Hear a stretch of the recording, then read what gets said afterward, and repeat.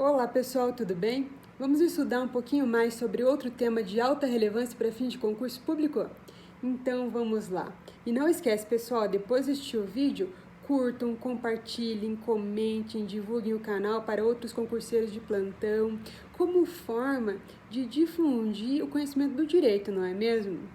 Hoje eu resolvi falar sobre um tema que diz respeito à filosofia do direito, que inclusive foi proposto pela inscrita e amiga Mili Zaidan. Muito obrigada pela proposição do tema, Mili.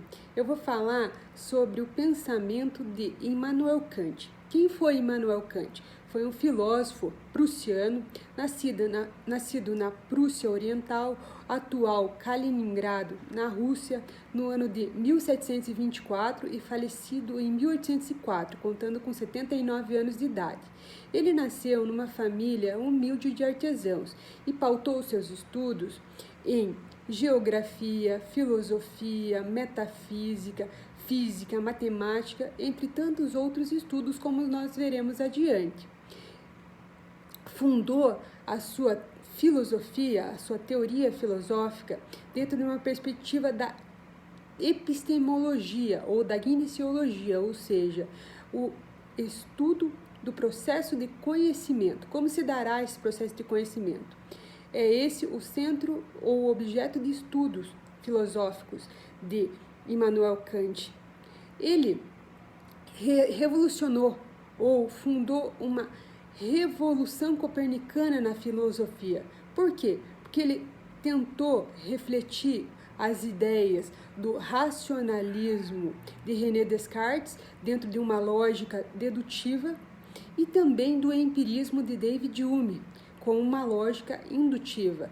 Nessa relação entre as duas teorias, ele fundou essa revolução copernicana, ou seja, dizendo que o processo de conhecimento não tem como centro o objeto, como era no racionalismo de René Descartes, mas sim no sujeito que vai compreender, que vai interpretar e vai entender esse objeto nesse processo de conhecimento, através de uma lógica indutiva, através das suas experiências, então tentando relacionar o racionalismo com o empirismo, com essa visão pragmática de experiências de David Hume. Também fundou o idealismo transcendental, ou uma visão criticista da filosofia, com as suas obras Crítica da Razão Pura e Crítica da Razão Prática, em que vai então fundamentar essa sua teoria filosófica do processo de conhecimento, como se dará. Então, tendo como centro esse sujeito que vai aprender, que vai interpretar e compreender esse objeto a ser conhecido. Assim, nessa relação entre sujeito e objeto, nesse processo de conhecimento, existem duas razões, dois juízos de valores, melhor dizendo, que vão ser feitos pelo sujeito que vai aprender e compreender esse objeto de conhecimento, que é o juízo a priori ou analítico, que é um juízo de valor que está intrínseco ao próprio indivíduo que nasce com intelecção, que nasce pautado por sua inteligência. Nesse processo de conhecimento, cada indivíduo, cada sujeito vai ter um processo de conhecimento nesse juízo de valor a priori que ele vai realizar, que traz intrínseco a ele, em seu nascimento. Já o juízo a posteriori, ou juízo sintetizado ou sintético, é aquele juízo de valor que vai ser feito pelo sujeito quando vai, então, compreender, aprender e conhecer o objeto de conhecimento, através das suas experiências. E aqui está a relação entre o empirismo de David Hume com o racionalismo de René Descartes. Ou seja, vai então imbricar ou relacionar essas duas teorias dentro dessa razão prática, dentro dessa razão pura, que ele tenta então desmistificar esse processo de conhecimento. dentro desse criticismo, como já foi colocado. O que nessa síntese entre os juízos de valor, entre esse juízo a priori, que é analítico, e o juízo a posteriori, que é sintético, qual será a maior razão, a finalidade desse estudo para Immanuel Kant? É aprender esse processo de conhecimento, essa epistemologia dentro da filosofia, e também tentar trazer, será que existem juízos sintéticos a priori? Ou seja, porque nós sabemos, segundo o que afirmava Immanuel Kant, que os juízos a priori eles são analíticos e os juízos sintéticos ou sintetizados são a posteriori. Será que a pergunta que se faz, a indagação que ele fez na sua obra, será que existem juízos sintéticos a priori, ou seja, que já foram apreendidos pelo sujeito a priori? E ele chega à conclusão que sim, existem juízos sintéticos a priori, pautando os seus estudos através das categorias de juízo de valor feita por Aristóteles, quando ele colocava que existem juízos de valor feitos por critérios de extensão, de quantidade, de qualidade, dentro do nosso mundo fenomênico, ou seja, dentro dos fenômenos que existem e são exteriorizados no nosso mundo exterior. Assim, ele diz que também existem esses juízos sintéticos a priori, que serão então apreendidos pelo sujeito em um juízo a priori. Existem outros conceitos, e aqui, é claro, eu não estou falando de uma ou de outra obra específica de Immanuel Kant, mas colocando conceitos que foram dados em toda a sua obra de vida. Dentro desse norte, existe também o conceito do juízo estético, que vai ser feito pelo sujeito, pelo indivíduo, pautado por uma intelecção, por um processo de conhecimento, por um processo crítico de interpretação.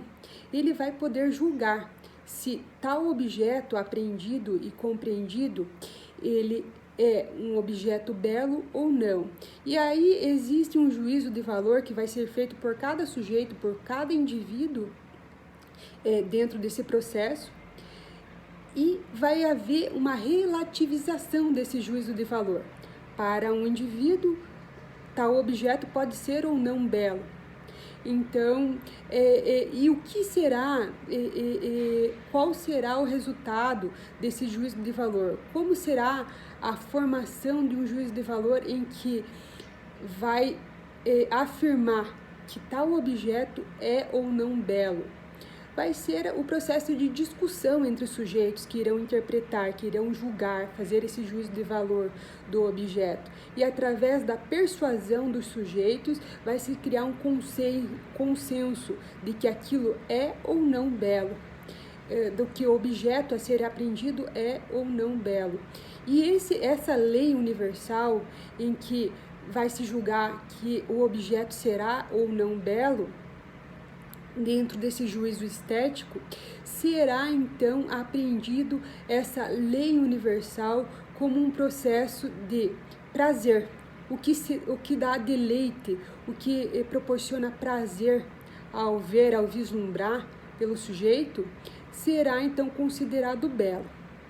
Também existe o juízo reflexivo, porque nós sabemos que Immanuel Kant, ele pautou seus estudos também dentro de uma perspectiva da matemática, das ciências aplicadas, da geografia, inclusive tendo sido livre docente na ciência da geografia.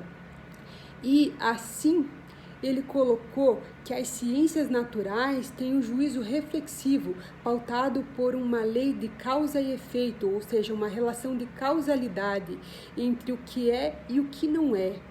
E nesse juízo de reflexo, ou seja, nesse juízo reflexivo, segundo ele, também irá originar o juízo teleológico, ou seja, o juízo das finalidades, dos fins a serem alcançados.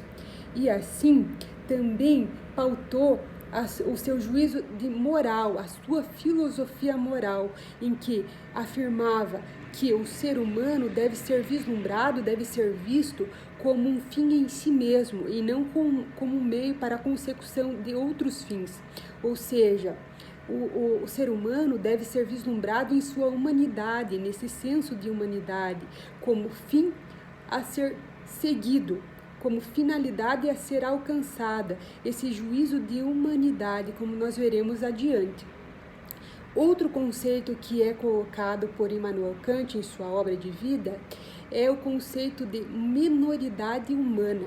Nós sabemos que ele vivenciou várias revoluções, como a Revolução Francesa, como o processo iluminista, e em sua obra O que é Iluminismo, no ano de 1784, ele colocou que existe um processo de minoridade humana, em que o sujeito, o ser humano, ele está pautado sem conhecimento, sem intelecção, em um processo que ele está em um estado de ignorância, que não pode ter um juízo de valor em relação às coisas que apreende. Por quê? Porque ele não tem esse senso crítico, esse senso de conhecimento que deve ter todo o ser humano para evoluir, para se entrar dentro de valores éticos e morais, segundo ele. Assim, através desse processo de conhecimento, ele sai desse estado de minoridade humana. Inclusive, ele coloca que o ser humano, ele deve se atrever a conhecer, ele deve se atrever a pensar e a criticar o objeto conhecido, para que, então, tenha esse juízo de valor, esse senso crítico e saia desse estado de minoridade humana. E dizendo que o iluminismo é esse processo de esclarecimento, esse processo de conhecimento que vai retirar o indivíduo dessa minoridade humana. Então, foi isso que ele afirmou em sua obra, o que é o iluminismo, ou o que é o esclarecimento. Existem várias traduções dessa obra e existem distinções de traduções desse nome. Ou seja, que por esse processo iluminista, porque passou Immanuel Kant, também então influenciou a sua obra de vida em relação a essa perspectiva do processo de conhecimento, de esclarecimento, desse processo iluminista, que também influenciou até a Revolução Francesa, em 1789. E também a independência americana em 1787. Todos esses eventos históricos foram vivenciados por Immanuel Kant e que foi então influenciado também por ele em sua obra de vida. Ainda existe a filosofia moral, em que ele colocou alguns conceitos, como o imperativo categórico, como sendo uma lei universal a ser seguida por todo e qualquer indivíduo em sociedade, afirmando que o indivíduo deve atuar de forma que a sua ação deva ser modelo a ser seguido por todos, criando uma lei moral universal para toda uma sociedade, como um modelo de conduta mesmo. E que esse imperativo categórico vai ser dentro de uma relação deontológica, ou seja, de uma relação de dever ser entre o que é e o que deve ser dentro do direito e da sociedade vivenciada. Também existem outras relações dentro da perspectiva do imperativo categórico mencionado, que é a criação de uma lei universal, essa lei geral em relação ao imperativo categórico criado, nessa lei moral, deontológica de dever ser, e também uma perspectiva de humanidade, como já foi ressaltado anteriormente, O ser humano deve ser vislumbrado como fim em si mesmo, como fim a ser seguido, e como realidade pautada na humanidade, e não como meio, não como objeto para ser seguido outras finalidades em sociedade. Ou seja, vislumbrando a humanidade do ser humano, dentro de seus direitos naturais, dos seus direitos fundamentais. Outra perspectiva é em relação ao critério de autonomia, ou seja, sintetizando esses dois conceitos de imperativo categórico, de lei universal e de humanização ou de humanidade dessa lei universal, nós teremos também um processo de autonomia do sujeito ou do indivíduo, em que todas as leis e todo o direito será refletida ou será reflexo da sua autonomia, da sua liberdade, porque o direito será reflexo do que ele quer, da vontade geral do povo. Aqui, fazendo uma relação também com o contrato social feito por Jean-Jacques Rousseau, que também influenciou muito os estudos e a teoria filosófica fundada por Immanuel Kant. Ainda temos outros conceitos, como o conceito de paz perpétua, em que ele coloca a sua teoria do direito também e teoria política, relacionando o direito de um sujeito viver em um determinado território pode ser relativizado em relação a outro sujeito que pode viver no mesmo território, e que esse sujeito que mudou-se para esse território do outro sujeito, do outro indivíduo, ele deve tolerar essa vivência, e que dentro de uma visão cosmopolita de direito, ou seja, uma visão humanitária, dentro de uma perspectiva de direito internacional, ou seja, vislumbrando o todo e não só a parte do território, mas que o território ele deve ser visto dentro de uma perspectiva universal, e que dentro desse processo de tolerância dos indivíduos de um para outro é que vai gerar essa paz perpétua universal que deve pautar o mundo inteiro. E também, inclusive, a sua teoria da paz perpétua foi o âmago dos tratados originários que realizaram a Organização das Nações Unidas mais de 150 anos depois da teoria criada por Immanuel Kant. Então, nós podemos vislumbrar que Immanuel Kant foi um filósofo moderno que influenciou e ainda influencia a teoria política e do direito atual. Eu espero que vocês tenham gostado e até a próxima.